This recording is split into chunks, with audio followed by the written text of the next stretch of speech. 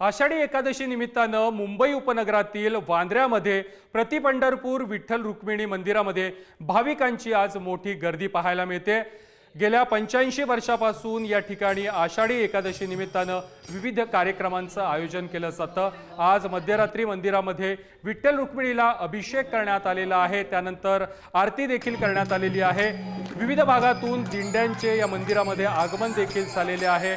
भक्तिमय वातावरणामध्ये फुगडी खेळत वारकऱ्यांनी यावेळेला आनंद व्यक्त केला। आज आषाढी एकादशी आहे आणि आषाढी एकादशीच्या निमित्तानं संपूर्णच पंढरपूरसह संपूर्णच महाराष्ट्रात ठिकठिकाणी विठुरायाचा गजर होतोय।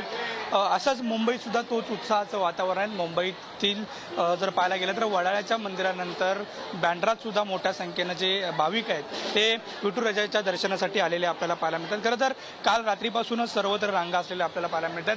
हे बँड्राच्या तलावाच्या समोरचं असलेलं विठ्ठल रुक्मिणी मंदिर आहे आणि या ठिकाणी सुद्धा जर पाहायला गेलं तर आज पहाटेपासून काल रात्रीपासून भक्तांनी मोठ्या रांगा लावलेल्या आपल्याला पाहायला मिळतात। संपूर्ण विठू रामाचा गजर करतायत।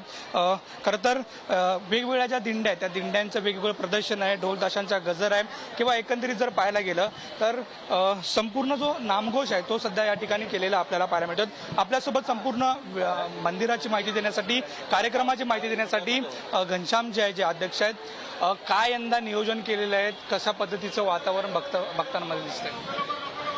ही आषाढी एकादशीचा हा जो सोहळा आहे गेल्या 85 वर्षांपासून संस्थेतर्फे अतिशय मोठ्या प्रमाणात भव्यदिव्य प्रमाणात आणि असंख्य भाविकांच्या उपस्थितीत या ठिकाणी साजरा केला जातो।